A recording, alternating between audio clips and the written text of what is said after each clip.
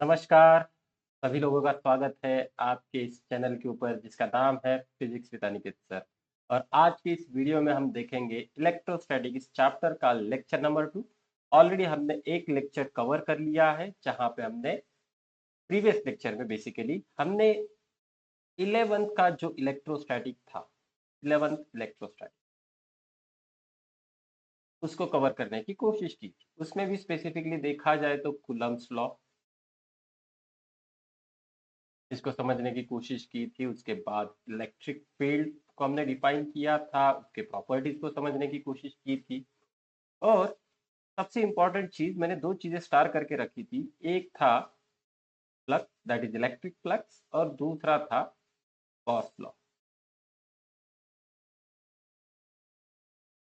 तो ये बहुत इंपॉर्टेंट चीजें थी जो हमने लास्ट लेक्चर में डिस्कस की थी। अब इस लेक्चर में हम एक्चुअल 12th का पार्ट शुरू करने की कोशिश कर रहे हैं, जहाँ पे चैप्टर की शुरुआत ही होती है एप्लीकेशन ऑफ गॉस लॉ। और हम यहाँ पे टोटल 3 एप्लीकेशंस देखने की कोशिश करेंगे। 3 एप्लीकेशंस, कौन से 3 एप्लीकेशंस है अपने पास? तो एक है electric field due to the shell, spherical shell या फिर हॉलो स्फीयर। शेल की वजह से इलेक्ट्रिक फील्ड हमें कैलकुलेट करनी है। उसके बाद लॉन्ग स्ट्रेट वायर, और तीसरा इंपॉर्टेंट रहेगा infinite plane sheet.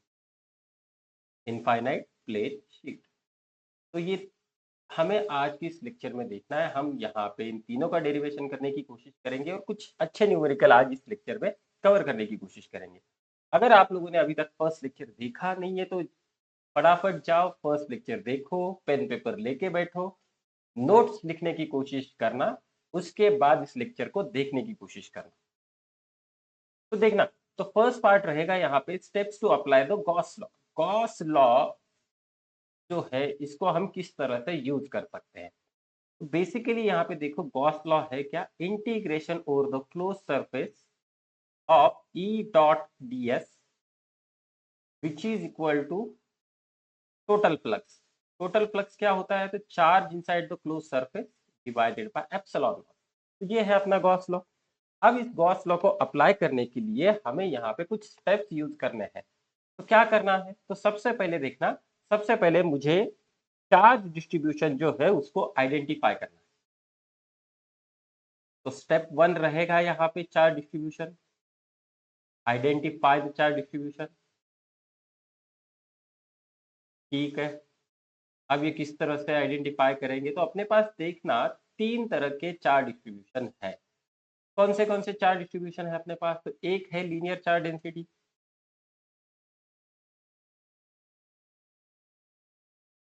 Linear charge density है। दूसरा है अपने पास सरफेस चार्ज डेंसिटी, और तीसरा है अपने पास वॉल्यूम चार्ज डेंसिटी। ठीक है, तो हमें सबसे पहले यही ढूंढना है कि हम कौन सा चार्ज डेंसिटी वहां पे यूज कर रहे हैं, लीनियर है, सरफेस है, या फिर वॉल्यूम है। तो मैं यहाँ पे एक सिंपल सा ट्रिक बता देता हूँ जो आप लोग याद रखोगे।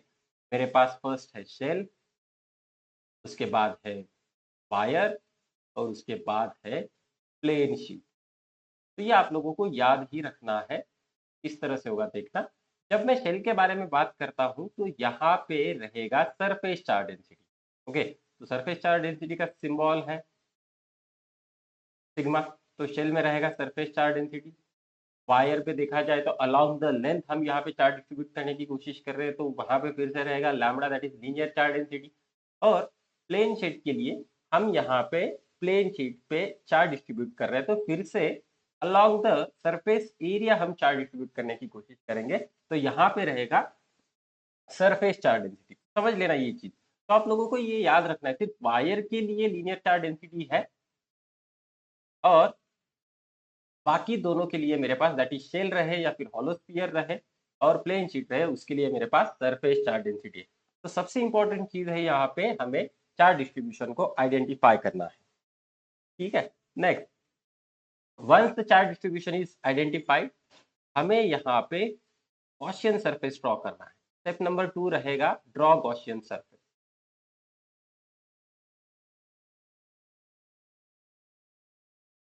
अब ये गॉसियन सरफेस किस तरह से ड्रॉ करना है, तो हमें यहाँ पे सिमेट्री यूज करना है। By using the symmetry we need to draw the Gaussian surface. एक बार मैंने गॉसियन सरफेस ड्रॉ कर लिया तो स्टेप नंबर 3 रहेगा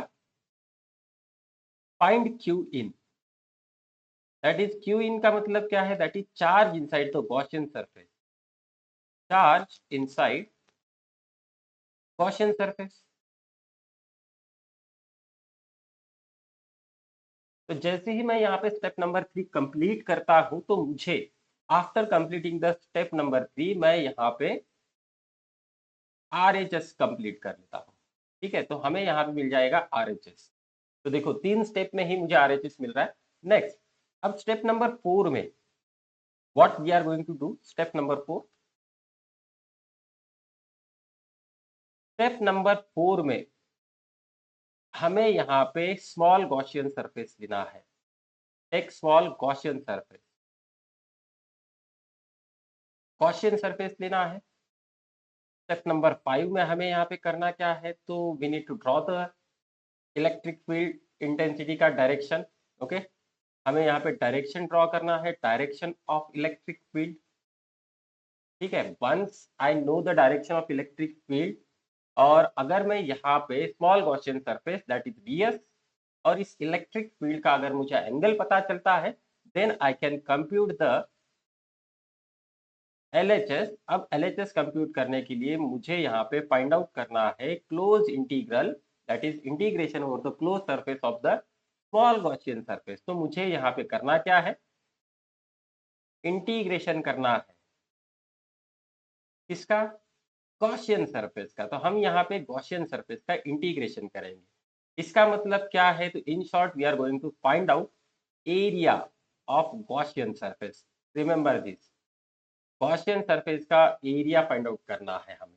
तो ये अपने कुछ स्टेप्स रहेंगे, टेक्स्ट बुक में देखे जाए तो 3 या फिर 4 स्टेप्स दिए हैं, हम उसको थोड़ा सा तोड़ने की कोशिश कर रहे हैं। तो देखना, सबसे पहले हमें यहाँ पे 4 डिस्ट्रीब्यूशन आइडेंटिफाई करना है, उसके बाद सिमेट्री का यूज करके गॉसियन सरफेस ड्रॉ करना है। थर्ड स्टेप यहाँ पे रहेगा गॉसियन सरफेस के अंदर कितना चार्ज है उसे फाइंड आउट करना है, so that we can compute the RHS। once the RHS is computed we can go to the next step, that is we need to consider the small Gaussian surface। एक छोटा सा Gaussian surface हमें consider करना है। then we need to draw the direction of electric field। अब ये direction क्यों, तो हमें यहाँ पे ds और E के बीच का एंगल फाइंड आउट करना है।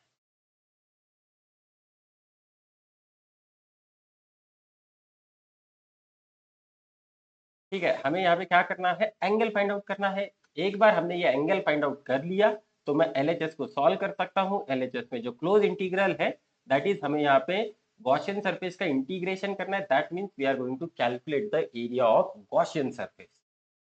ठीक है, तो these are the fundamental steps to calculate the Gauss law. तो ये गॉस लॉ को समझने की हम यहाँ पे कोशिश करेंगे। ठीक है, चलो, तो फर्स्ट एप्लीकेशन है यहाँ पे electric field due to the sphere और शेल। तो मैं यहाँ पे एक चीज लिख देता हूँ, हमें जो टेक्स्ट बुक में दिया है, हम यहाँ पे बात कर रहे हैं कंडक्टिंग। हम किसके बारे में बात कर रहे हैं, कंडक्टिंग। स्फीयर बोलो या फिर शेल बोलो। ठीक है, जब मैं ऐसे कंडक्टिंग या फिर इसी को अल्टरनेट एक वर्ड यूज करूंगा, मेटल। ठीक है, मेटल का अगर स्फीयर रहे या फिर शेल रहे, तो इस केस में देखना चार्जेस कहाँ पे होंगे, चार्जेस मेरे हमेशा सरफेस पे होंगे। Charges are always on the surface. Charges कहाँ पे होंगे, वो हमेशा सरफेस पे होंगे। देखो, जब जब ये वर्ड यूज किया जाएगा, कौन सा वाला वर्ड, दैट इज कंडक्टिंग या फिर मेटल, तो कंडक्टर में या फिर metal, metal is nothing but the conductor. तो ऐसे केसेस में हमेशा चार्जेस मेरे कहाँ पे होनी चाहिए, तो सरफेस पे होनी चाहिए। अगर मैं आपको बोल देता नॉन कंडक्टिंग स्फीयर है, तो इन दैट केस मेरे जो चार्जेस है ना, थ्रू आउट द वॉल्यूम मेरे यूनिफॉर्मली डिस्ट्रीब्यूट हो जाते हैं। ओके, ठीक है, तो ये कुछ चीजें हैं आप लोगों को याद रखना है। तो देखना, सबसे पहले हमें करना क्या है, तो सबसे पहले हमें यहाँ पे एक स्फीयर ड्रॉ करना है। ठीक है, इसमें कोई बड़ी बात है नहीं, just will draw the sphere. तो ये आया अपना स्फीयर। कंसीडर इस स्फीयर का जो रेडियस है, that radius is capital R। अब हम यहाँ पे बात कर रहे हैं कि ये कौन सा स्फीयर है? तो ये कंडक्टिंग स्फीयर है। अगर ये कंडक्टिंग स्फीयर है, ओके, तो हमें यहाँ पे चार्ज डिस्ट्रीब्यूशन को आइडेंटिफाई करना पड़ेगा। तो देखना, ये स्फीयर दिखाई दे रहा है, तो स्फीयर के सरफेस के ऊपर सारा चार्ज जो है यूनिफॉर्मली डिस्ट्रीब्यूट हो जाएगा। कुछ इस तरह से सारा का सारा चार्ज मेरा डिस्ट्रीब्यूट हो जाएगा। तो यहाँ पे चार्ज डेंसिटी कौन सी है? तो यहाँ पे आप लोगों को चार्ज डेंसिटी मिल जाएगी,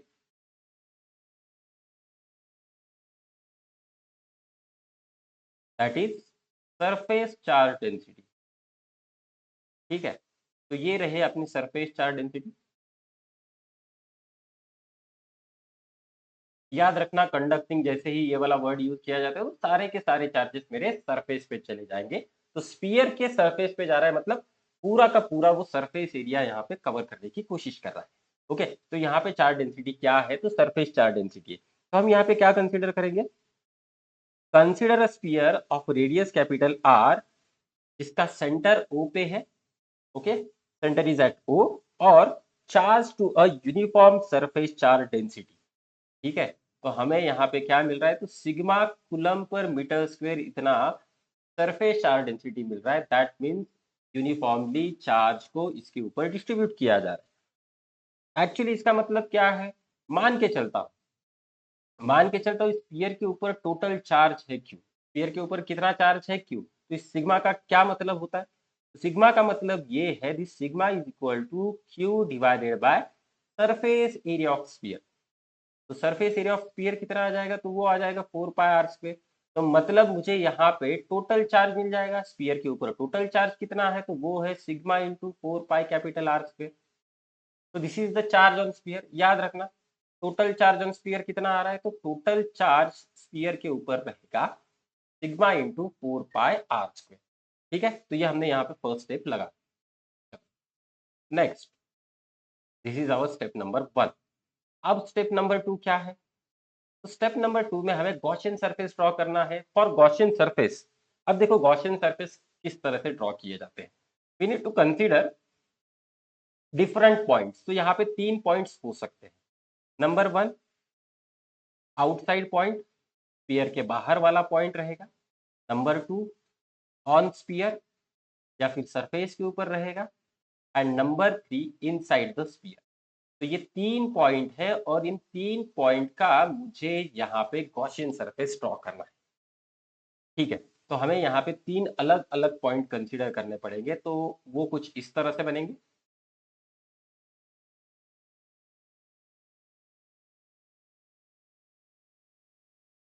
ठीक है, तो मैं इसे फटाफट कॉपी कर लेता हूँ। आई will draw the charges. Charges भी ड्रॉ कर लेते हैं। हम यहाँ पे 3 पॉइंट कंसीडर करेंगे।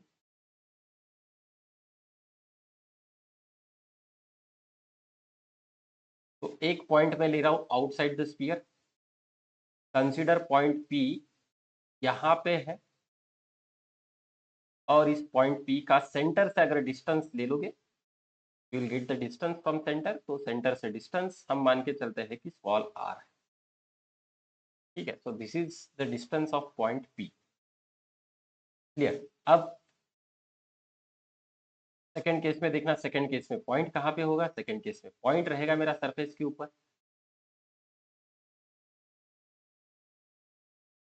तो पॉइंट पी मेरा सरफेस के ऊपर आ गया। ठीक है, थर्ड केस में देखा जाए तो पॉइंट पी कहाँ पे है? थर्ड केस में पॉइंट पी देखोगे तो पॉइंट पी आएगा मेरा इनसाइड। तो यहाँ पे कहीं पे पॉइंट पी ले लेते हैं। Just I will draw the radius and centre again. तो ये रेडियस है, ये भी यहाँ पे रेडियस बनेगा। ओके, हम यहाँ पे चार्जेस को भी ड्रॉ कर लेते हैं फटाफट।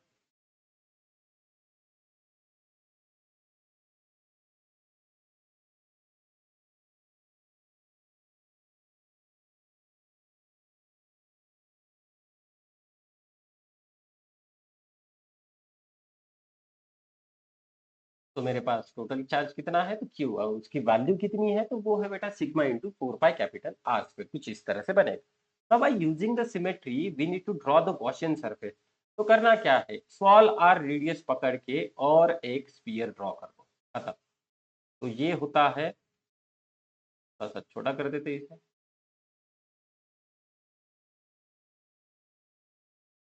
कुछ इस तरह से बनेगा।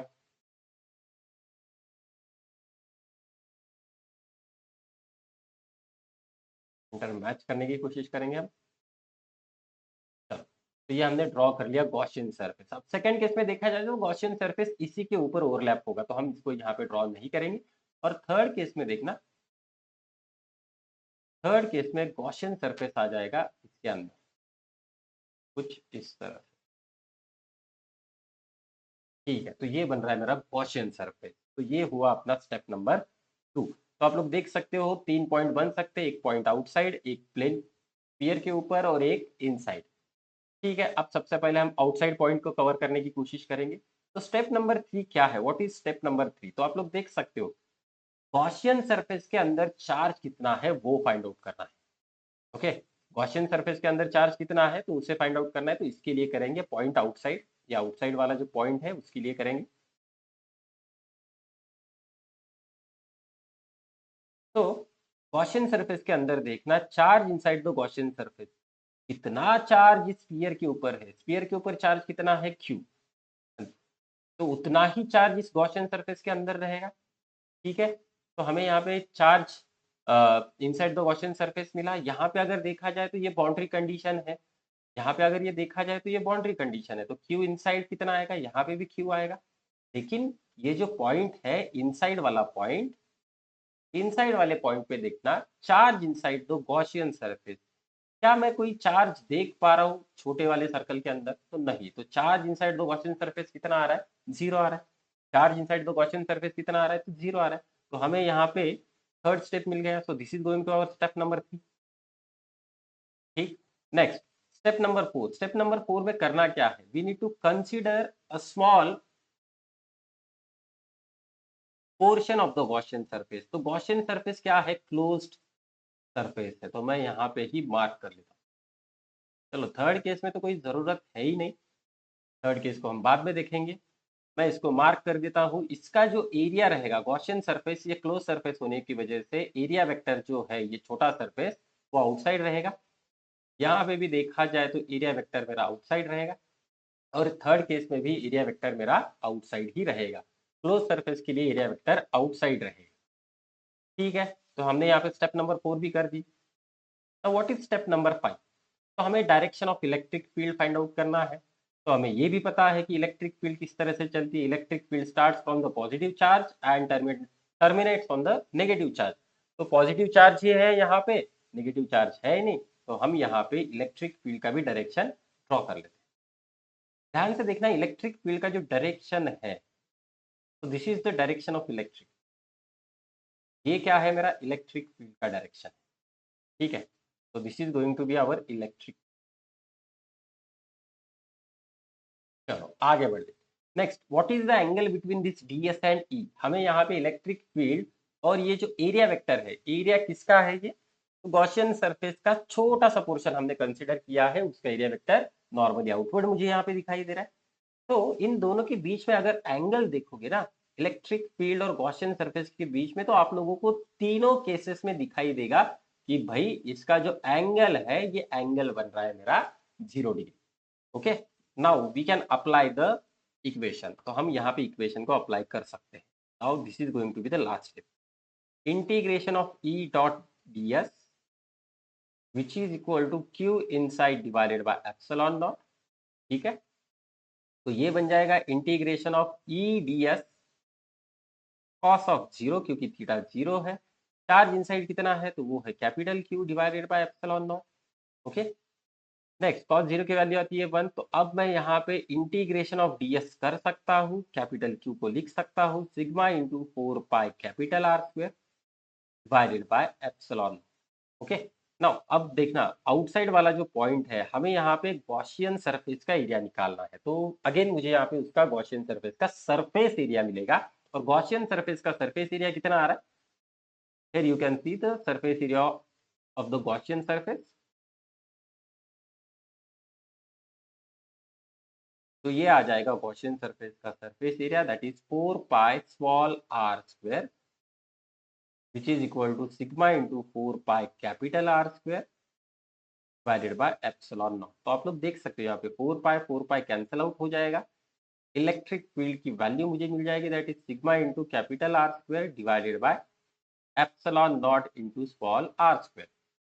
ओके, तो ये मुझे इलेक्ट्रिक फील्ड मिलने वाली है, that is outside the Gaussian surface, sorry outside point के लिए मुझे यहाँ पे इलेक्ट्रिक फील्ड मिल जाएगी।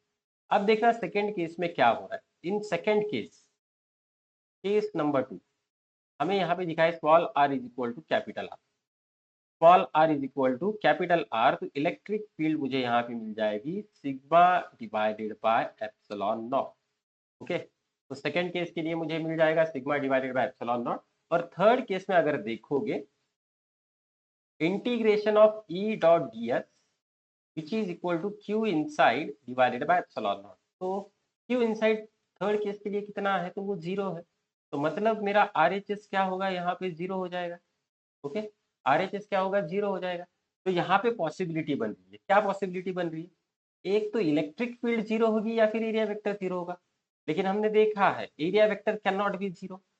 हम यहाँ से डायग्राम से बता सकते हैं कि area vector can not be 0। अगर ये 0 नहीं है तो इसका मतलब इलेक्ट्रिक फील्ड मेरी क्या होगी, यहाँ पे 0 होगी। तो हम यहाँ से एक चीज प्रूव कर सकते हैं, that is electric field inside the conductor is 0। Always remember, electric field inside the conductor is 0।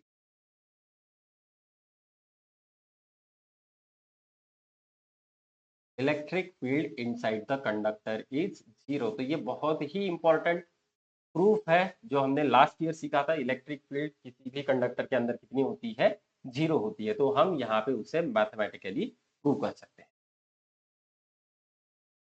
ठीक है, तो चलो आगे बढ़ते हैं।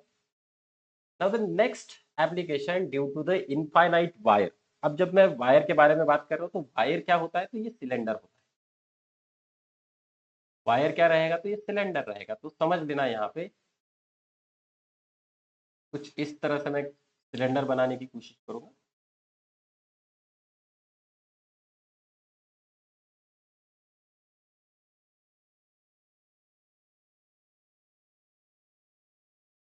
ठीक है, तो ये अपना सिलेंडर आ जाएगा।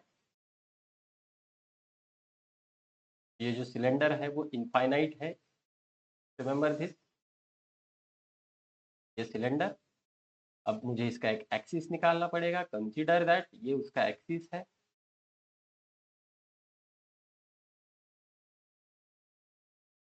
This is the axis of cylinder. ठीक है, तो फर्स्ट स्टेप क्या है, आइडेंटिफाई द चार्ज डिस्ट्रीब्यूशन। देखना यहाँ पे जो भी हम चार्जेस डिस्ट्रीब्यूट करेंगे ना, ये जो सारे चार्जेस है ना, ये सारे चार्जेस मेरे अलोंग द लेंथ डिस्ट्रीब्यूट हो जाएंगे। तो सबसे पहला पॉइंट यहाँ पे रहेगा,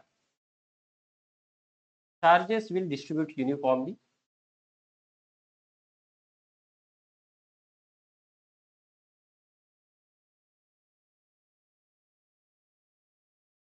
अलोंग द लेंथ। तो ये अलोंग द लेंथ मेरे डिस्ट्रीब्यूट हो रहे हैं। देयरफॉर चार्ज डिस्ट्रीब्यूशन कौन सा होगा, तो चार्ज डिस्ट्रीब्यूशन मुझे यहाँ पे मिल जाएगा, चार्ज डिस्ट्रीब्यूशन मुझे यहाँ पे मिलेगा, that is linear charge density. इसके ऊपर क्या होना चाहिए, लीनियर चार्ज डेंसिटी होनी चाहिए। तो फर्स्ट चीज तो मुझे यहाँ पे मिल गई। तो मैं यहाँ पे कंसिडर करूंगा, let lambda coulomb per metre be the charge distributed. मैं यहाँ पे मान के चल रहा हूँ सिलेंडर के ऊपर हमने lambda coulomb per metre charge distribute कर दिया है। ओके, ठीक है। चलो अब मुझे इलेक्ट्रिक फील्ड फाइंड आउट करनी है अलग अलग पॉइंट्स के ऊपर। यहाँ पे भी 3 पॉइंट हो सकते हैं, पॉइंट इनसाइड, पॉइंट आउटसाइड। तो सबसे पहले हम यहाँ पे कंसीडर कर लेते हैं एक point which is outside. Consider point P which is outside. और अगर सेंटर से इसका डिस्टेंस देखोगे, तो यहाँ से अगर उसे समझने की कोशिश करोगे, तो हम यहाँ पे मान लेते हैं ये जो डिस्टेंस है, ये स्मॉल आर डिस्टेंस है। इतना डिस्टेंस है, तो ये स्मॉल आर डिस्टेंस। ठीक है, just I will draw the dash line here. तो ये मेरा पॉइंट P है जहां पे मुझे इलेक्ट्रिक फील्ड फाइंड आउट करनी है। Just I will do one thing, point P थोड़ा सा ऊपर ले लेता हूँ। क्यों? तो यह भी आप लोगों को समझ में आएगा। पॉइंट P मैं यहाँ पे दे रहा हूँ।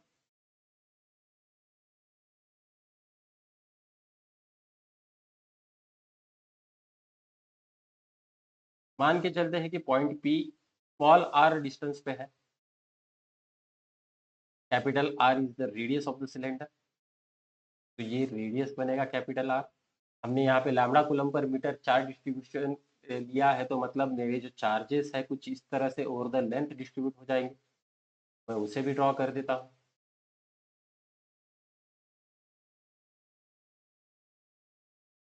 ठीक है, अब हमें यहाँ पे करना क्या है, तो अब हमें यहाँ पे गॉसियन सरफेस ड्रॉ करना है। नाउ सिलेंडर का सिमेट्रिक हमें क्या मिलेगा, तो सिलेंडर ही मिलेगा। तो just we will draw one cylinder here.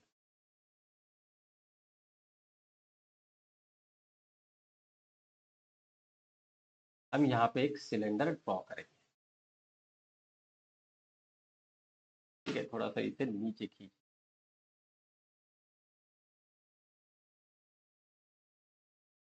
ठीक है, तो ये आ गया भैया अपना सिलेंडर बनेगा। तो हमें यहाँ पे सिलेंडर की लेंथ भी कंसीडर करनी पड़ेगी। Will consider the length. हम यहाँ पे लेंथ कंसीडर कर लेते हैं। तो देखो, ये लेंथ रहेगा L, ये लेंथ रहेगा L। हमने यहाँ पे एक सिमेट्रिक सिलेंडर कंसीडर कर लिया है।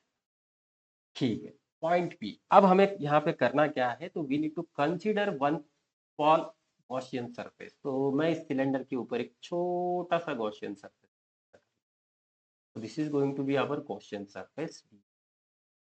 ये आ जाएगा मेरा गॉसियन सरफेस ds। ठीक है, नाउ इलेक्ट्रिक फील्ड का डायरेक्शन कहाँ पे होगा, तो इलेक्ट्रिक फील्ड का direction away from the positive charge. तो मतलब ये इस तरह से आएगा। तो अगेन यहाँ पे एंगल कितना बनेगा, theta is equal to 0 degree. Theta is equal to 0 degree आ जाएगा। ठीक है, कोई दिक्कत नहीं है। अब हमें करना क्या है, चार्ज इनसाइड निकालना है। नेक्स्ट, तो charge inside the Gaussian surface, charge inside Gaussian surface. तो ध्यान से देखना यहाँ पे, अब ये बहुत इंपॉर्टेंट चीज हमने यहाँ पे क्या किया है, हर 1 मीटर के ऊपर, 1 मीटर के ऊपर मैंने कितना चार्ज रखा है, तो मैंने लैम्बडा कूलम चार्ज रखा है। ठीक है, 1 मीटर के ऊपर कितना चार्ज है, लैम्बडा कूलम चार्ज है। मेरे पास कितना लेंथ है सिलेंडर का, तो L मीटर के ऊपर कितना रहेगा। तो हम यहाँ पे इसको सिंपली कर सकते हैं कि x कूलम चार्ज रहेगा। अगर मैं इसको क्रॉस मल्टीप्लाई कर दूं तो x की वैल्यू मुझे मिल जाएगी, या फिर मैं इस x को हटा देता हूँ। x मीटर के ऊपर कितना चार्ज है, तो वो चार्ज रहेगा q इनसाइड। तो यहाँ से मुझे q इनसाइड मिल जाएगा। q इनसाइड कितना आ जाएगा, क्रॉस मल्टीप्लाई अगर मैं कर लेता हूँ, q inside is equal to lambda into L. q inside is equal to lambda into L. कुछ इस तरह से मुझे चार्ज इनसाइड मिल जाएगा। Next I can apply the equation, integration of E dot ds which is equal to q inside divided by epsilon। Integration क्या रहेगा मेरा, q inside divided by epsilon naught. q inside की value कितनी आ चुकी है, q इनसाइड की value है lambda l divided by epsilon naught. Now we will try to solve the LHS। अब हम LHS को सॉल्व कर लेते हैं। वो आ जाएगा integration of E ds cos of 0। 0 क्यों, तो इलेक्ट्रिक फील्ड और इस एरिया वेक्टर के बीच में एंगल कितना है, 0 है। That is equal to lambda l divided by epsilon naught. तो मैं यहाँ पे कर सकता हूँ integration of ds which is equal to lambda into l divided by epsilon.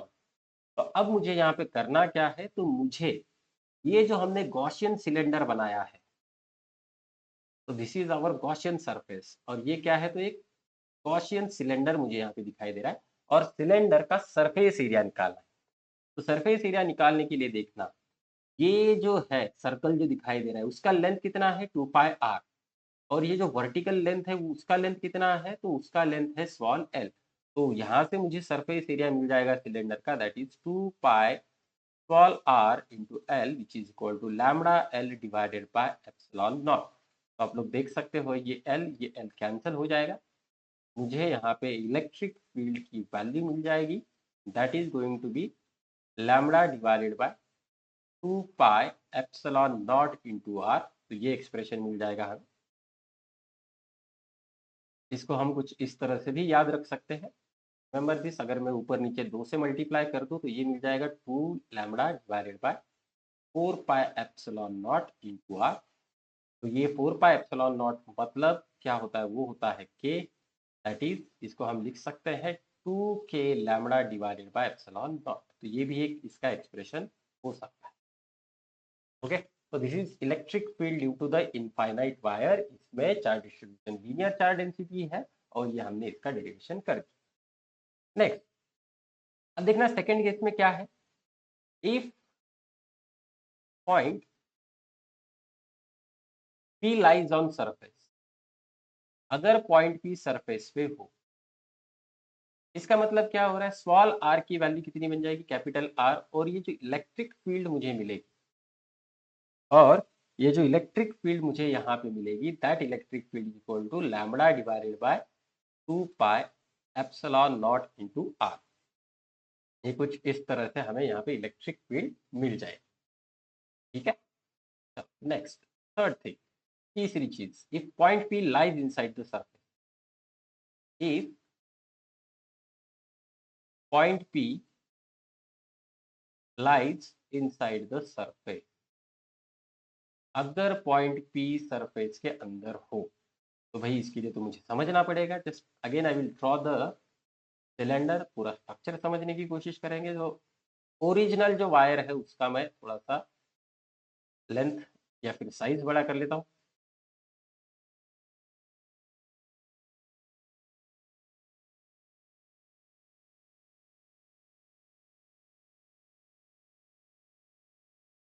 ठीक है, ये अपना ओरिजिनल सिलेंडर है, is going to be axis, ये बन जाएगा कुछ इस तरह से।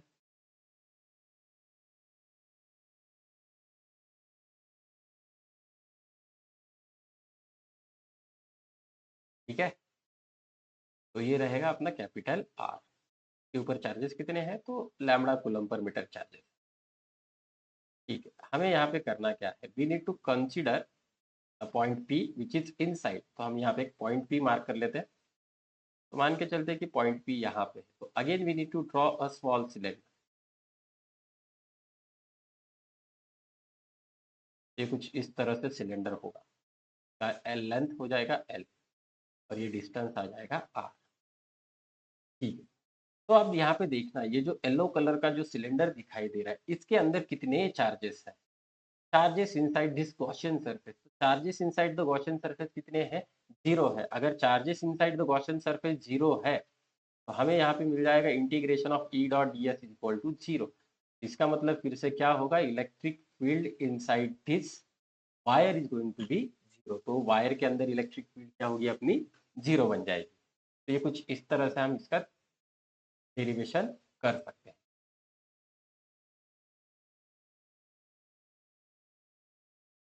Now the next part is the electric field due to the infinite plane sheet. तो अब इसको थोड़ा सा समझ लेते हैं, प्लेन शीट। तो फॉर एग्जांपल मैं यहाँ पे मान लेता हूँ, तो अपना नोटबुक का पेज है या फिर टेक्स्ट बुक का पेज, तो that particular part can be considered as infinite plane sheet. तो देखो, अगर नोटबुक का पेज है तो हम उसका वॉल्यूम नहीं निकाल सकते। ठीक है, वॉल्यूम हम नहीं निकाल सकते क्योंकि थिकनेस जो है बहुत कम है, थिकनेस नियरली 0 होती है। ठीक है, तो हम यहाँ पे इस नोटबुक के पेज का क्या निकालते हैं, तो सरफेस एरिया। ठीक है, और अगर आप लोग देखोगे नोटबुक के पेज के पास कितने सरफेस है, तो भाई हमें यहाँ पे दिखाई दे रहा है कि टोटल 2 सरफेस है। कितने सरफेस है, तो 2 सरफेस है। तो ये एक लॉजिक यहाँ पे याद रखना। दूसरी चीज, यहाँ से हमें ये पता चलता है कि चार्ज डिस्ट्रीब्यूशन जो है वो कौन सा है, चार्ज डिस्ट्रीब्यूशन रहेगा सरफेस चार्ज डिस्ट्रीब्यूशन या फिर surface charge density, that is sigma coulomb per metre square. तो हम यहाँ पे एक प्लेन शीट कंसीडर कर लेते हैं, consider the plane sheet, infinite plane sheet. Infinite plane sheet मतलब हमने एक्चुअल में क्या कंसीडर किया है, तो पेज कंसीडर किया। ठीक है, ये इनफाइनाइट प्लेन शीट है, और अज्यूम करके चलना कि चार्जेस इसके ऊपर क्या है, तो sigma coulomb per metre square charges हमने डिपॉजिट कर दिए हैं और ये दो चार्जेस दोनों सरफेस के ऊपर इक्वली डिस्ट्रीब्यूट हो गए, आगे वाला सरफेस और पेज के पीछे वाले सरफेस के ऊपर। अब हमें करना क्या है, we need to consider a point. हमें अब यहाँ पे एक पॉइंट कंसीडर करना है, पॉइंट पी। ये पॉइंट पी मैं राइट डायरेक्शन में भी कंसीडर कर सकता हूँ और ये पॉइंट पी मैं लेफ्ट डायरेक्शन में भी कंसीडर कर सकता हूँ। अब यहाँ पे दोनों पॉसिबिलिटी बने, तो मान के चलते हैं ये जो पॉइंट पी हमने लिया है वो इस सरफेस से कितने डिस्टेंस पे है, ये आर डिस्टेंस। ठीक है, कितने डिस्टेंस पे है, आर डिस्टेंस पे। इधर से भी आर रहेगा तो लेफ्ट हैंड साइड पे भी ये आर रहेगा। ठीक है, हमने यहाँ पे पॉइंट पी ले लिया। अब हमें यहाँ पे गॉसियन सरफेस ड्रॉ करना है। बेसिकली देखा जाए तो इनफाइनाइट प्लेन शीट के अंदर हम कौन सा भी सरफेस यहाँ पे निकाल सकते हैं, क्योंकि ये इनफाइनाइट है। तो मैं यहाँ पे रॉड निकाल सकता हूँ, मैं सिलेंडर निकाल सकता हूँ, मैं स्फीयर निकाल सकता हूँ, कुछ भी निकाल सकते हैं। लेकिन हमें टेक्स्ट बुक में दिया गया है सिलेंड्रिकल सरफेस, तो हम उसे ही यूज करेंगे। तो just consider cylindrical surface around point P. Point P के अराउंड हम एक सिलेंड्रिकल सरफेस कर, ठीक है। We are going to consider cylindrical surface around point. ये थोड़ा सा इधर चला जाएगा, मान के चलना कि पॉइंट पी यहाँ पे। Okay, now I can complete this diagram. तो मैं ये डायग्राम कंप्लीट कर, ये कुछ इस तरह से आप लोगों को दिखाई दे। अगर आप यहाँ पे देखोगे इस गॉसियन सरफेस का मैं एक छोटा सा सरफेस यहाँ पे लेने वाला, I will consider one small portion जो रहेगा इस डायरेक्शन में, सिमिलरली ये रहेगा इस डायरेक्शन। इलेक्ट्रिक फील्ड देखा जाए तो इलेक्ट्रिक फील्ड पॉजिटिव चार्ज से दूर जाती हुई दिखाई देगी, तो मतलब इलेक्ट्रिक फील्ड का डायरेक्शन होगा इस डायरेक्शन में। और यहाँ पे भी देखा जाए तो इलेक्ट्रिक फील्ड का डायरेक्शन होगा इस डायरेक्शन। तो ये दोनों जो आप लोग देख रहे हो, electric field and this Gaussian surface, तो यहाँ पे एंगल कितना आ रहा है भाई, यहाँ पे एंगल आ रहा है 0। ये किस सरफेस के लिए, तो सिलेंडर का ये जो फ्रंट सरफेस है, जो कि हमने यहाँ पे थोड़ा सा गलत ड्रॉ किया है, just I will redraw this.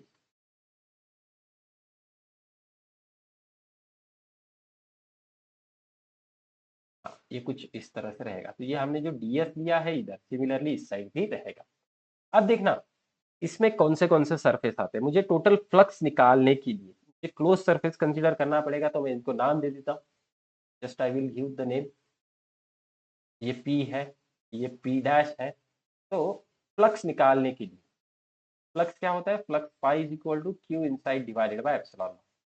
तो हम इस पर्टिकुलर डेरिवेशन में हम क्यू इनसाइड नहीं निकालेंगे, we will try to find out the flux, directly flux find out करने की कोशिश करेंगे। तो ये जो टोटल फ्लक्स है ना through the closed Gaussian surface, ये जो हमने यहाँ पे सिलेंडर ड्रॉ किया है, उस गॉसियन सरफेस से अगर टोटल फ्लक्स निकालना है तो ये टोटल फ्लक्स किस तरह से मिलेगा, तो ये टोटल फ्लक्स मुझे यहाँ पे मिल जाएगा। चलो एक काम कर लेते हैं, ऐसे नहीं कर लेते, टेक्स्ट बुक वाला नहीं करेंगे, अपने तरीके से करेंगे। ठीक है, तो अब देखना ये जो कर्व सरफेस है, कर्व सरफेस का अगर मैं एरिया वेक्टर ड्रॉ करने की कोशिश करूं और इलेक्ट्रिक फील्ड को समझने की कोशिश करूं, तो ये 3D में दिखाई दे रहा। तो कर्व सरफेस का एरिया वेक्टर जो है, कर्व सरफेस उसका एरिया वेक्टर,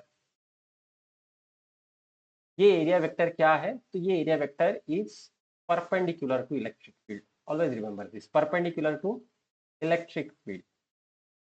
अब इसी चक्कर में क्या हो रहा है, अगर थीटा ही मेरा 90 डिग्री बनेगा, थीटा ही 90 डिग्री बनेगा, तो then there will be no flux through the curve surface.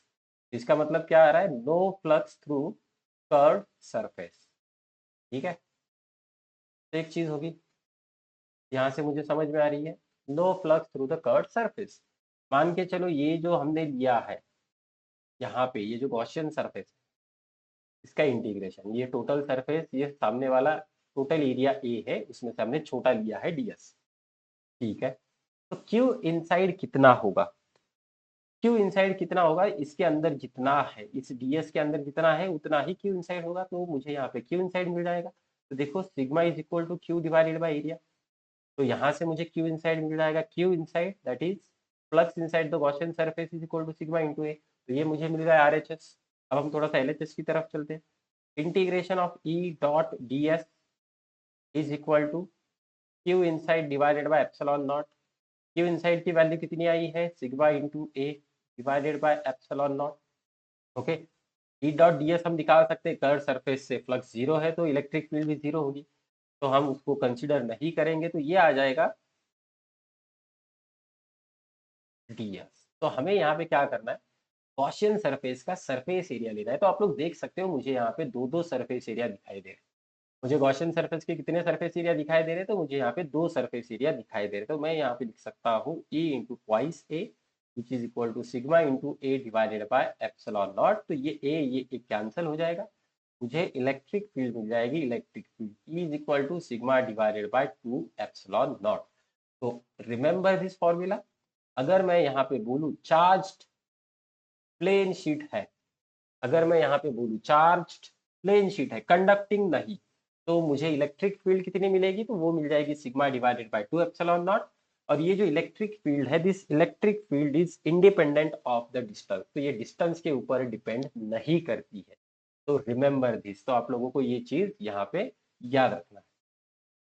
Next आगे बढ़ते हैं, अब हम कुछ सिंपल से क्वेश्चन करने की कोशिश करेंगे। अ sphere of radius 10 centimetre carries a charge of 1 microcoulomb.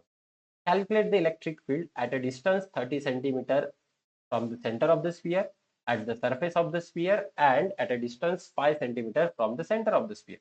तो देखो ये जो पॉइंट है ना, ये फर्स्ट पॉइंट हमें आउटसाइड दिया है, ये पॉइंट हमें सरफेस पे दिया है, और ये पॉइंट हमें इनसाइड दिया है। और हमें एक चीज पता है, electric field inside the conductor कितनी होती है, ये थर्ड का आंसर तो आ जाएगा भाई जीरो। थर्ड का आंसर कितना आएगा, जीरो आएगा। चलो तो हम यहाँ पे वैल्यूज रख देते हैं, E is equal to sigma into capital R square divided by epsilon naught into small R square. तो फर्स्ट केस में स्मॉल आर की वैल्यू कितनी है, तो फर्स्ट केस में स्मॉल आर की वैल्यू है 30 into 10 to the power minus. ठीक है, कैपिटल आर भी हमें दिया है। अब सिग्मा को हम किस तरह से लिख सकते हैं, how we are going to write down the sigma. तो सिग्मा क्या है, चार्ज पर मीटर स्क्वायर, कुछ इस तरह से रहेगा। इस फॉर्मूले को हम सॉरी थोड़ा सा एडजस्ट कर लेते हैं, देखो किस तरह।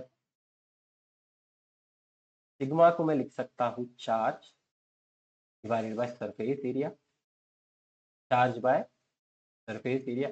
चलो ऐसे करें, चलो कोई प्रॉब्लम नहीं, दूसरे तरीके से। तो फर्स्ट टारगेट रहेगा सिग्मा निकालना, that is Q divided by surface area of the sphere. तो ये आ जाएगा 4 पाई आर स्क्वायर। ओके, तो यहाँ से मुझे मिल जाएगा 4 पाई आर स्क्वायर। तो हम यहाँ पे रख देंगे E is equal to Q into capital R square divided by 4 pi capital R square into epsilon naught into small R square. तो आप लोग देख सकते हो कैपिटल आर स्क्वायर कैंसिल, तो ये मुझे मिल जाएगा Q divided by 4 pi epsilon naught into R square. हम यहाँ पे वैल्यू रख सकते हैं, 1/4 पाई की वैल्यू होती है 9 into 10 to the power 9। Charge दिया है 1 microcoulomb, that is 10 to the power -6। और ये जो दिया है that is 30 into 10 to the power -2 whole square. अगर हम इसे सॉल्व करेंगे तो हमें यहाँ पे आंसर मिल जाएगा 10 टू द पावर 4 10 नहीं 2 7 3, तो ये 5 के आसपास मिलेगा, that is 10 to the power 5 newton per coulomb square, not coulomb square, newton per coulomb. Okay, तो this is for the first. Third के लिए तो हमने डायरेक्टली लिख दिया है, सेकंड के लिए देखना हम इसी को मॉडिफाई कर सकते हैं। तो ये आ जाएगा Q divided by 4 pi epsilon not capital R square. हम यहाँ पे वैल्यूज रख सकते हैं 9 इंटू 10 टू द पावर 9, ये 10 टू द पावर 6, और कैपिटल आर की वैल्यू कितनी है, तो वो है 10 into 10 to the power -2 whole. अगर हम यहाँ पे सारे वैल्यूज रखने की कोशिश करें तो मुझे आंसर मिल जाएगा 9 into 10 to the power 5 newton per coulomb. ठीक है, तो सरफेस पे देखना मुझे यहाँ पे कितना मिल रहा है, 9 into 10 to the power 5 newton per coulomb. Okay, now the next question. The length of a straight thin wire is 2 metre. ठीक है, it is uniformly charged with a positive charge of 3 microcoulomb. चलो find the charge density of the wire. तो देखना charge density पूछा है, तो यहाँ पे हमें लैम्बडा पूछा है। लैम्बडा की वैल्यू क्या आती है, lambda is equal to Q divided by L. Q की वैल्यू कितनी दी गई है 3 इंटू 10⁻⁻6। लेंथ कितना है तो वो है 2, तो हमें यहाँ पे लैम्बडा मिला 1.5 इंटू 10⁻⁻6 कूलम पर मीटर। अब हमें यहाँ पे इलेक्ट्रिक इंटेंसिटी पूछी है at a point 1.5 metre away from the centre. तो ये जो हमें दिया है ये स्मॉल आर की वैल्यू दी गई है, तो electric field is equal to lambda divided by 2 pi epsilon naught into small R. Rearrange कर लेते हैं इसे, तो ये बन जाएगा 2 lambda divided by 4 pi epsilon naught into small R. तो मैंने यहाँ पे क्या किया है, 2 से मल्टीप्लाई और 2 से डिवाइड किया है, सिंस 1/4 पाई एप्सिलॉन नॉट की वैल्यू होती है 9 इंटू 10⁻9, तो मैं इसको डायरेक्टली यहाँ पे यूज कर सकता हूँ। ये आ जाएगा 9 इंटू 10⁻9, 2 इंटू लैम्बडा की वैल्यू है 1.5 इंटू 10⁻6। अब ये जो डिस्टेंस दिया है वो डिस्टेंस दिया है हमें 1.5। अगर मैं इसे सॉल्व करने की कोशिश करूँ तो देखो इसका आंसर इजी आ जाएगा, तो ये आ जाएगा 1.5 1.5 कैंसल, और मुझे यहाँ पे मिल जाएगा 18 इंटू 10⁻3। दैट मीन्स मैं इसको लिख सकता हूँ 1.8 इंटू 10⁻4 टन पर कूलम। ठीक है, तो ये कुछ इस तरह से हमें इसका आंसर मिल जाएगा। बहुत ही इजी सवाल है, टेक्स्ट बुक वाले सवाल है। Next, the charge per unit area of a large flat sheet of charge is 3 microcoulomb per metre square. तो हमें यहाँ पे दिया है sigma, sigma is equal to 3 microcoulomb per metre square. तो सबसे पहले तो हम इसे कन्वर्ट करेंगे कूलम पर मीटर स्क्वायर। ठीक है, हमें पूछा है electric field intensity at a point just near the surface of the sheet. तो इलेक्ट्रिक फील्ड जस्ट नियर, तो sigma divided by 2 epsilon not ये रहेगा। सिग्मा की वैल्यू है अपने पास, देखो हम इसको थोड़ा सा एडजस्ट कर लेते हैं। हम यहाँ पे क्या एडजस्टमेंट कर रहे हैं, देखो ऊपर 2 पाई से मल्टीप्लाई करूंगा और नीचे भी 2 पाई से मल्टीप्लाई कर जाऊंगा, तो वो आ जाएगा 4 पाई एप्सिलॉन नॉट। ठीक है, तो अब हम यहाँ पे वैल्यूज रख सकते हैं। तो देखो 1/4 पाई एप्सिलॉन नॉट की वैल्यू है 9 इंटू 10⁻9 2 पाई, और सिग्मा की वैल्यू है 3 into 10⁻6।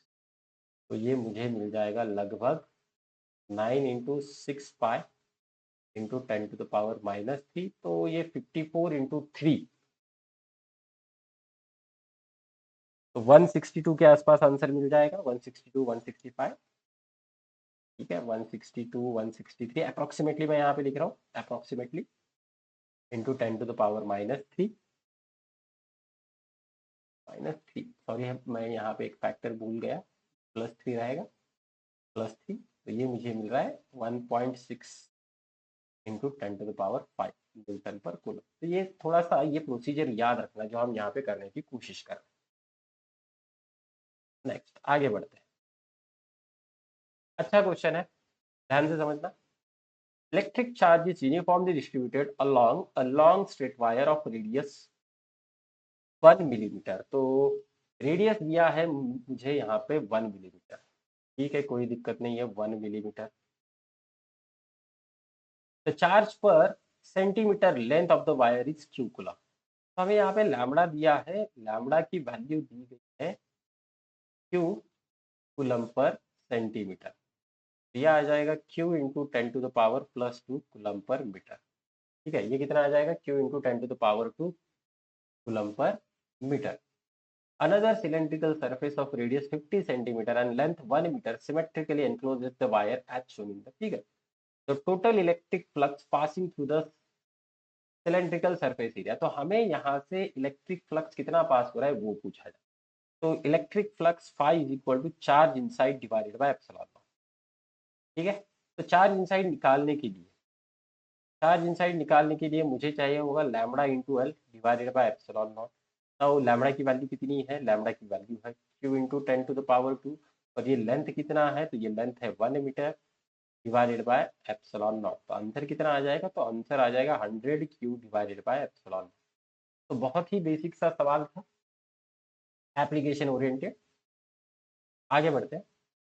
A sphere encloses an electric dipole with charge ±3 coulomb microcoulomb. What is the total electric flux across the sphere?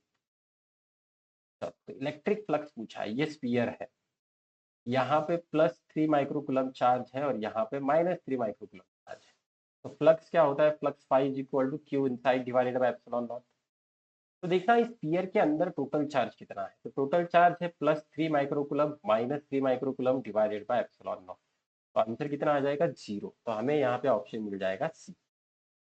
Basic सा सवाल है, याद रखना मुझे चार्ज इनसाइड निकालना है क्लोज सरफेस के अंदर। Next again same question, arrangement of charges are shown in figure, flux linked with the close surface P and Q. तो ये पी सरफेस है, ये क्यू सरफेस है, तो आप लोग देख सकते हो flux inside the P surface is equal to charge inside divided by epsilon naught. Charge inside कितना है, Q minus Q divided by epsilon naught. तो ये मुझे मिल जाएगा -q बाय एप्सिलॉन नॉट। और फ्लक्स इनसाइड द क्यू कितना आएगा, तो यहाँ पे देख सकते हो चार्ज इनसाइड कितना है, +q plus Q divided by epsilon naught. तो आंसर मुझे मिल जाएगा q डिवाइडेड बाय एप्सिलॉन। तो हमें यहाँ पे करना क्या है, हमें यहाँ पे ऐसे क्वेश्चन में सिर्फ क्लोज सरफेस के अंदर वाले चार्जेस लें। जस्ट रिमेंबर दिस, जब हमें कोई फ्लक्स पूछता है तो हमें यहाँ पे चार्जेस क्लोज सरफेस के अंदर वाले लेने हैं, ठीक है। Next, the total electric flux through a cube when a charge 8q is placed at one corner of the cube। तो ये अच्छा सवाल है, समझने की कोशिश करते हैं। फटाफट मैं यहाँ पे क्यूब ड्रॉ कर लेता हूँ।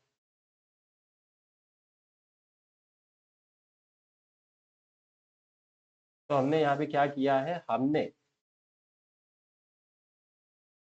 यहाँ पे कितना चार्ज रखा है, 8q, ठीक है। तो क्यूब से टोटल फ्लक्स कितना पास हो रहा होगा, ये हमें पूछा गया है। अब ऐसे क्वेश्चन को करने के लिए देखना क्या करना होता है, तो हमें थोड़ा सा लॉजिकली सोचना पड़ेगा। तो ऐसे क्वेश्चन में हमें यहाँ पे सिमेट्री बनानी पड़ेगी। तो एक मैं काम कर लेता हूँ, तो थोड़ा सा ढंग से बना देता हूँ, तो you will understand the thing. तो यहाँ पे बहुत इंपॉर्टेंट होता है कि क्यूब बनाओ। तो लेट्स सी कुछ यूज कर सकते हैं क्या हम,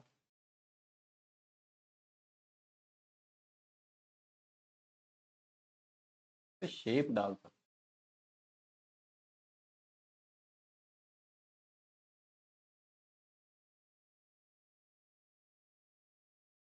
चलो यहीं से बना देते हैं।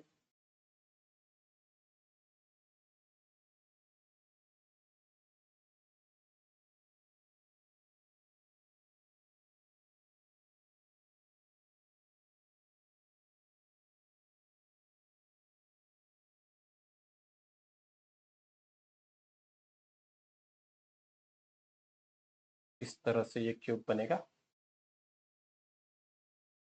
फटाफट ड्रॉ कर देते हैं। ऐसे क्वेश्चन में देखना हमें सिमेट्री का यूज करना होता है, और जो भी चार्ज रखा गया हो उसे क्लोज सरफेस के अंदर लेके जाना पड़े। We need to take the charge inside the close surface. अब यहाँ पे क्या किया है, यहाँ पे अगर देखोगे, क्यों नहीं,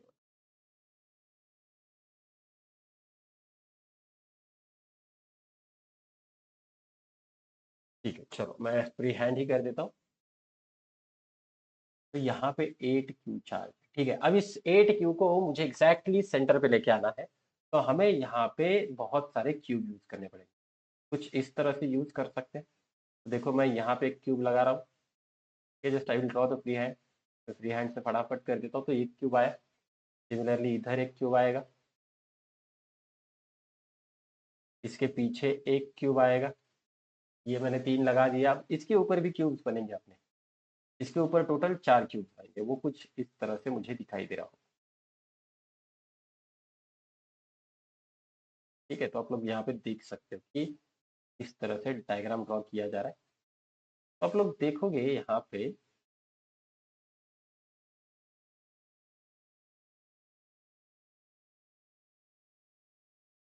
तो आप लोग देख सकते हो अब ये जो 8 क्यूब है ना, इस 8 क्यूब के एग्जैक्टली सेंटर पे ये है।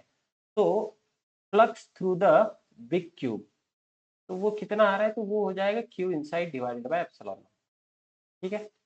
बड़े क्यूब के अंदर कितना है भाई चार्ज, तो 8 क्यूब है। तो बड़े क्यूब से कितना मिलेगा, तो मुझे मिल जाएगा 8 cube divided by epsilon not. अब हमें क्या पूछा है, किसी भी एक क्यूब से पूछा है, तो देखना 8 क्यूब से टोटल फ्लक्स कितना आ रहा है, 8 cube divided by epsilon naught. तो एक क्यूब से flux through single cube, flux through the single cube, तो यहाँ पे देख सकते हो बड़े क्यूब से, मतलब टोटल 8 क्यूब से कितना आ रहा है, 8 cube divided by epsilon naught. तो एक क्यूब से कितना आएगा, तो वो ये आएगा क्यूब बाय एप्सिलॉन नॉट। तो ऑप्शन हमें यहाँ पे मिल जाएगा सी, ऑप्शन यहाँ पे मिल जाएगा सी। ये अच्छा क्वेश्चन है, याद रखना, यहाँ पे किसी भी एक सरफेस के नीचे से पूछा जा सकता है।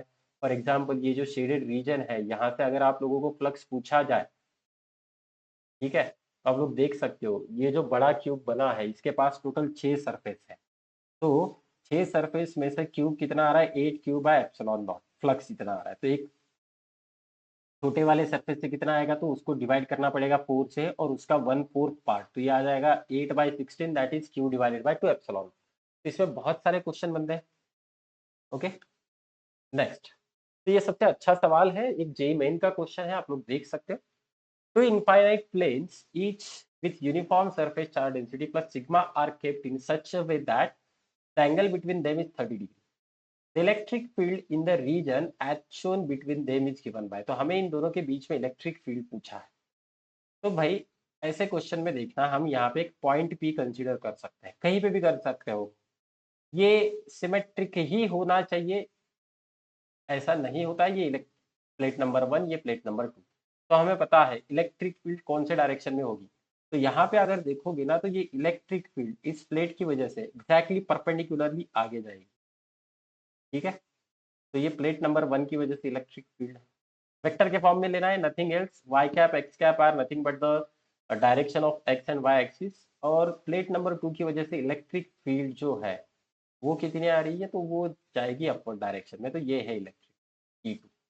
अब E1 की वैल्यू मैग्नीट्यूड में देखा जाए, तो मैग्नीट्यूड में E1 is equal to magnitude of E2 which is equal to sigma divided by 2 epsilon naught, तो ये आ जाएगा। अब मुझे यहाँ पे कंपोनेंट बनाने हैं, तो आप लोग देख सकते हो वेक्टर एडिशन है, क्या मैं यहाँ पे ये वाला एंगल फाइंड आउट कर सकता हूँ, let's see can I do this. इन दोनों के बीच में एंगल कितना आ रहा होगा, ओके। तो और क्या कर सकते हैं, ये वर्टिकल है,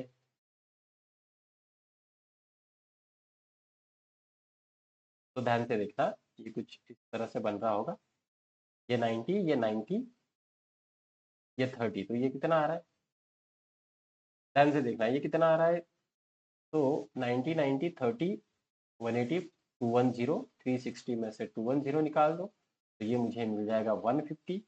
तो यहाँ पे एंगल आया 150, अगर ये 150 है भाई तो ये बन जाएगा 30, ये 30 है तो यहाँ पे आ जाएगा 90, ठीक है, ये 90 है तो ये आ जाएगा 60। क्या अब मैं इसका यूज कर सकता हूँ, तो अगर मुझे एंगल निकालना हो, क्या हम यहाँ पे यूज कर सकते हैं, इसको भी मैं आगे एक्सटेंड कर सकता हूँ, ठीक है। देखो अगर हम यहाँ पे इसका एंगल फाइंड आउट कर ले, तो ये ऑलमोस्ट क्वेश्चन अपना हो गया, ऑलमोस्ट क्वेश्चन हो गया। तो यहाँ पे एंगल कितना बनेगा, ये थोड़ा सा हमें ढंग से समझना पड़ेगा। तो आगे वाले यहाँ पे हम डायग्राम बनाएंगे, देखना अच्छी तरह से। एक काम कर लेते हैं, अगर आप लोगों को यहाँ पे एंगल मिल जाता है, तो आप लोगों का पूरा काम हो जाएगा। इसको भी मैं पीछे खींच लेता हूँ, तो यहाँ पे गिर जाएगा ये परपेंडिकुलर, ठीक है। तो ये एंगल जो होगा ना, ये एंगल होना चाहिए परपेंडिकुलर, जैसे हमने देखा था कि ये आया था 30 डिग्री, ये 30 है, ये 90 है, तो ये भाई 60 हो जाएगा, तो ये भी आ जाएगा। क्या मैं E1 के टुकड़े कर सकता हूँ, yes I can do the components of E1। ये आ जाएगा इधर E1 cos 60, और ये आ जाएगा इधर, ये आ जाएगा E1 sin 60। तो हमें यहाँ पे वेक्टर एडिशन करनी है, तो देखना नेट इलेक्ट्रिक फील्ड जो है वो किस तरह से मिलेगा, E1 vector plus E2 vector. तो हम यहाँ पे कंपोनेंट से एडिशन करेंगे। कंपोनेंट से किस तरह से देखना, E2 ऊपर चल रहा है, तो मतलब ये आ जाएगा E2 ये क्या अपवर्ड डायरेक्शन में, E1 sin 60 डाउनवर्ड डायरेक्शन में चल रहा है, तो ये भी आ जाएगा जे कैप में। और अगर यहाँ पे देखोगे E1 cos 60 जो कि लेफ्ट डायरेक्शन में चल रहा है, that is E1 cos 60 I cap आ जाएगा। तो अब हमें यहाँ पे वैल्यूज रखने हैं, E1 की वैल्यू है मेरे पास E2 की और E1 की, sigma divided by 2 epsilon naught J cap. E1 की भी वैल्यू है sigma divided by 2 epsilon naught. Sine 60 कितना रहेगा, तो वो आएगा √3/2 जे कैप। E1 की भी फिर से वैल्यू है sigma divided by 2 epsilon naught, और 60 की वैल्यू होती है हाफ, तो वो आ जाएगा आई कैप। मैं अब क्या कॉमन ले सकता हूँ, तो here I can take out sigma divided by 2 epsilon naught common. Bracket में रहेगा 1 माइनस √3/2 जे कैप, और यहाँ पे मुझे मिल जाएगा आई कैप बाय 2, और ये पूरा का पूरा एक बड़ा ब्रैकेट में। तो देखते हैं ऐसा कोई ऑप्शन मैच हो रहा है क्या। तो आई थिंक ऑप्शन नंबर 2 अपना मैच हो रहा है, सो ऑप्शन नंबर बी मेरा यहाँ पे करेक्ट रहेगा। Okay clear. तो ये थोड़ा सा वेक्टर एप्लीकेशन के ऊपर क्वेश्चन था। तो this is our last question. तो ये था अपना lecture number 2 for the electrostatic. I hope कि आप लोगों को ये लेक्चर समझ में आया होगा। हमने यहाँ पे न्यूमेरिकल्स देखे जाए तो अलग अलग न्यूमेरिकल्स लेने की कोशिश की है। तो नंबर ऑफ न्यूमेरिकल्स 8 न्यूमेरिकल्स हमने लिए हैं। अगर ये आपको अच्छा लगा तो यू कैन लाइक, अगर आपको कुछ डाउट है तो you can comment in the comment section. तब तक के लिए बेटा थैंक यू, धन्यवाद, जय हिंद, जय महाराष्ट्र।